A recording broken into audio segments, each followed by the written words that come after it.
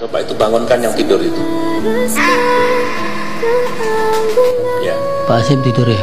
Ya. Kalau tidur di luar saja. Pemimpin bagaimana memimpin rakyat kalau di ruangan ini tidur?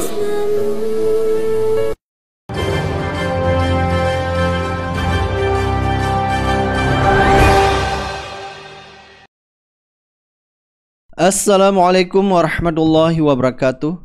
Jadi ada hal yang lucu terjadi di saat sidang sengketa Pilpres 2024 di mana Ketua KPU ditegur oleh Ketua Mahkamah Konstitusi yaitu Soehartoyo. Ketua KPU ditegur karena lagi tidur dan ini benar-benar cukup memalukan ya. Apa mungkin kelelahan ya selama 2 hari ikut sidang Mahkamah Konstitusi? Ya bisa saja mungkin Ketua KPU banyak pikiran sehingga malam tidak bisa tidur memikirkan sidang sengketa Pilpres ini. Dan ternyata bukan hanya Ketua Mahkamah Konstitusi juga yang tertidur, yaitu dari tim kuasa hukum dari Paslon 02 juga tertidur ya. Dan tidurnya juga kelihatannya nyenyak sekali sampai Yusril Iza Mahendra membangunkannya pun tidak terbangun. Baik, langsung saja kita lihat videonya. Ya, kalau di ruangan ini tidur. Coba itu bangunkan yang tidur itu. Ya. Pak Hasim tidur ya? Ya. Kalau tidur di luar saja. Pemimpin bagaimana memimpin rakyat kalau di ruangan ini tidur? Nah, ternyata bukan hanya Ketua KPU dan pengacara dari tim kuasa hukum Paslon 02, ternyata Ketua Bawaslu juga ikut tertidur ya. Baik, terima kasih Yang Mulia Ketua. Nah, Ketua Bawaslu kan Ahli tertidur selanjutnya, kan. Pak Mulia. Yang Mulia, Tertangkap kamera tertidur. Prof. Magnis sudah berada di sini. Jadi memang sepertinya ya, mereka terlalu lelah mengikuti sidang sengketa Pilpres ini, mulai dari pagi, dilanjutkan setelah siangnya, dan berakhir sampai sore. Belum juga kemarin mengikuti sidang dari kubu Paslon 01, dan hari ini kubu Paslon 03. Dan juga nanti akan dihadirkan saksi dari pihak terkait ya. Jadi kalau kata netizen ya, seperti Ketua KPU ketiduran akibat ketularan asam sulfat sehingga ngantukan ya. Nah, ini ada pengakuan dari saksi fakta yang mengatakan ada arahan dari Bobi Nasution atau menantu Jokowi untuk memilih Prabowo Gibran. Ini langsung diungkapkan di depan Hakim Konstitusi. Terima kasih Yang Mulia. Saya ingin menyampaikan pengalaman yang saya alami sendiri. Peristiwanya 2 hari sebelum pelaksanaan pemilu, tanggal 12 sekitar jam 5 ke jam 6 sore. Jadi waktu itu kebetulan mertua saya meminta tolong kepada saya dan memberitahukan bahwa undangan memilih untuk kami belum dapat. Biasanya diantar oleh Kepling. Memang setahun belakangan ini informasi yang kami dapat Kepling yang lama juga sudah meninggal, biasanya digantikan oleh anaknya, tapi anaknya juga belum mengantarkan. Akhirnya setelah dicari tahu oleh mertua Keplingnya, mertua kasih nomor Kepling yang baru kepada saya, lantas saya menjumpai si kepala lingkungan tersebut ke rumahnya. Saya sampaikan bahwa kedatangan saya mau ngambil surat undangan untuk memilih, karena per minus H2 kita belum mendapatkan undangan. Waktu Kepling tadi memberikan surat undangan kepada saya, Kepling langsung mengatakan, Bang, udah tahu kan arahannya? Saya jawab, arahan apa Bang? Saya bingung, mungkin saya waktu itu menafsirkan arahan apakah ada perpindahan TPS dari TPS yang kami biasa memilih gitu. TPS-nya masih lokasi lama kan Bang? Saya bilang gitu sama Keplingnya. Iya, ternyata apa? Dia bilang, iya, tapi bukan itu yang dia maksud. Arahannya untuk Presiden Bang. Maksudnya Presiden, ya arahan dari atas Bang untuk memilih 02 Prabowo Gibran. Atas ini siapa? Abang tahulah, Pak Bobi. Pak Bobi ini kan iparnya kan calon wakil presidennya Pak Prabowo, anaknya Pak Jokowi. Nah, itu tegas dinyatakan. Oh berarti masuk Pak Kepling nyuruh saya memilih Pak Prabowo nomor 2. Iya bang, arahannya seperti itu. Bukan cuma sama saya arahan itu, sama semua Kepling udah seperti itu arahannya. Tapi tenanglah bang, ada kok paket-paket kecilnya, itu bahasanya. Saya kira tadi yang dimaksud paket-paket kecil itu berupa souvenir. Nah ini jelas sekali ya, ada pengakuan dari saksi ahli, memang ada arahan dari Bobi Nasution yang menantunya Jokowi untuk memilih paslon 02. Jadi ini selama ini banyak kita lihat ya beredar di sosial media. Jadi memang bukan hanya hoax ya, ini ada bukti yang sudah disampaikan oleh saksi ahli. Memang yaitu untuk menggiring memilih yaitu paslon 02 memang terjadi. Dan ini sudah dibuktikan ya di Mahkamah Konstitusi. Dan juga ada saksi 03 dari Medan membawa beras Bulog bergambar Prabowo Gibran ke hadapan Hakim Mahkamah Konstitusi. Selain beras, saksi juga menyebutkan Kepala Lingkungan juga membagikan amplop berisi Rp50.000 jelang pencoblosan. Mereka pun dapat juga begini Pak. Iya. Pak, coba gini. Saya mau menerangkan pada tanggal 20 Januari 2024 pukul 15 saya beristirahat siang di rumah saya. Ada orang datang di Medan Pak.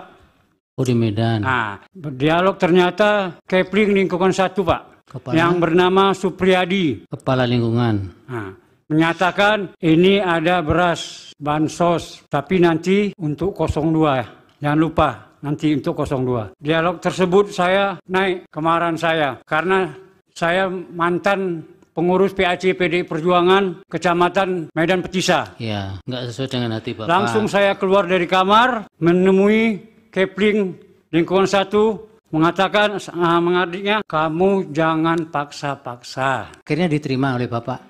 Nah, ini udah ditinggal Pak. Oh, Dia ditinggal. keluar aja langsung meninggalkan rumah. Baik, ini dijadikan barang bukti. Ya, ini barang bukti Pak. Beras dari Bulog, tapi ada logo stiker Prabowo Gibran. Jelang hari penyoblosan, tetangga saya mendapat lagi amplop berisi uang Rp50.000 yang membagikan langsung Kepling. Tapi Kepling tidak lagi singgah ke rumah saya. Demikianlah yang saya sampaikan ini, saya siap disumpah. Kan sudah disumpah tadi. Nah jelas sekali kita lihat ya, ini dari saksi paslon 03 membeberkan fakta ada pembagian beras yang ada stiker Prabowo Gibran ini terjadi di Medan. Ini baru di Medan ya, kita tidak tahu apakah daerah lain juga ada pembagian beras yang berlabel Prabowo Gibran, beras-beras Bulog, tetapi mereka menggunakan instrumen negara demi kepentingan kampanye paslon 02.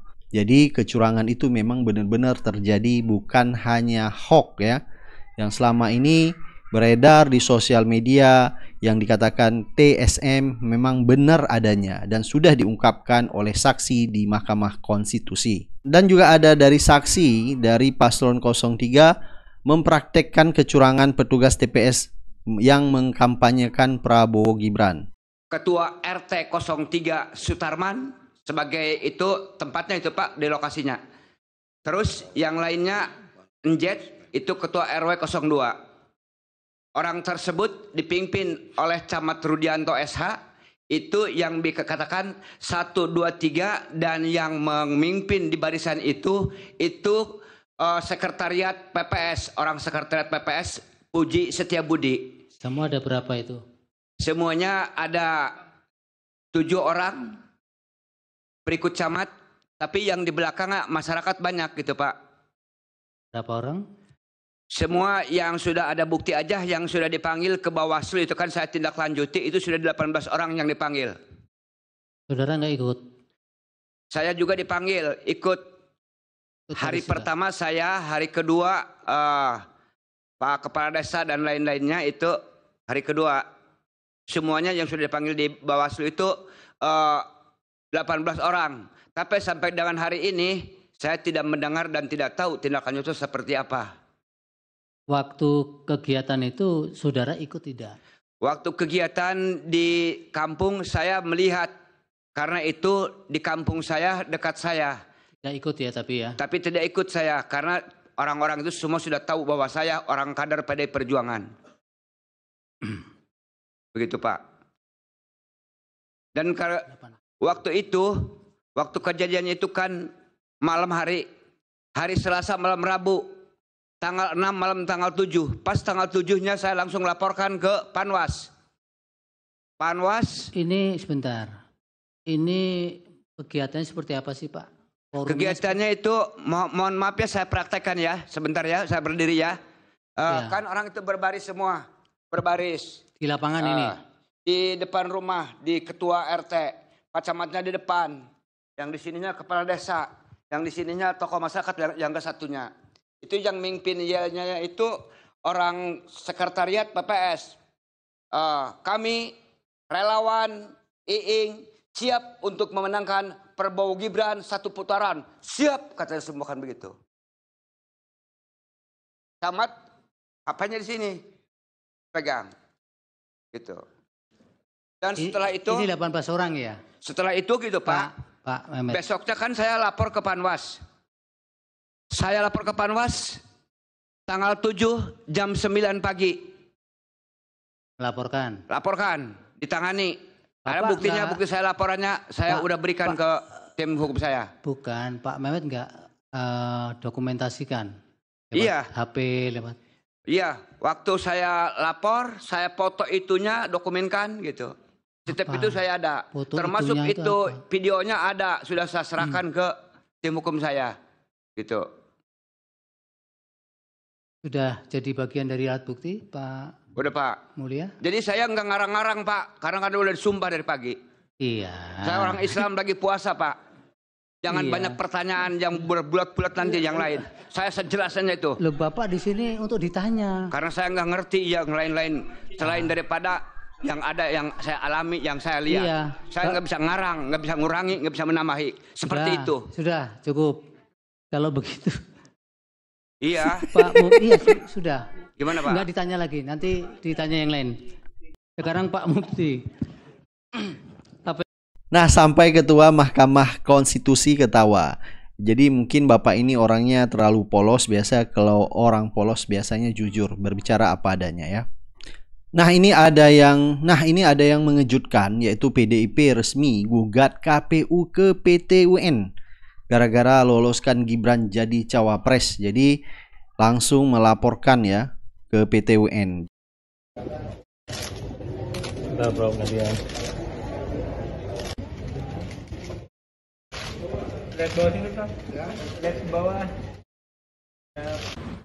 Hari ini kami memasukkan gugatan melalui PT UN spesifik tentang perbuatan melawan hukum oleh pemerintahan yang berkuasa. Dalam hal ini kaitan utamanya adalah KPU. Gugatan kami jenisnya adalah onrechtmatig overheidsdaad dalam bahasa hukum. Artinya sebuah perbuatan melanggar hukum oleh kekuasaan pemerintahan. Inti dari gugatan ini sangat berbeda dengan gugatan yang lain. Di tempat lain di MK misalnya. Tentu berbedanya adalah kalau di MK itu kan hitung-hitungan sengketa suara. Sementara kami ini fokus bukan pada proses hukum proses hukum oleh KPU saja, tetapi lebih fokus lagi adalah perbuatan melawan hukum. PDI Perjuangan melalui kami tim hukumnya menggunakan hak konstitusionalnya dengan melakukan gugatan ke PT UN atas perbuatan melawan hukum. Ditegasnya bahwa perbuatan melawan hukum yang dilakukan berdasarkan nepotisme, menimbulkan abuse of power yang dilakukan oleh Presiden Jokowi secara umum berkait-kaitan nanti perbuatan hukumnya. Tetapi saya katakan tadi fokus pada tindakan adalah Komisi Pemilihan Umum Republik Indonesia tahun 2024.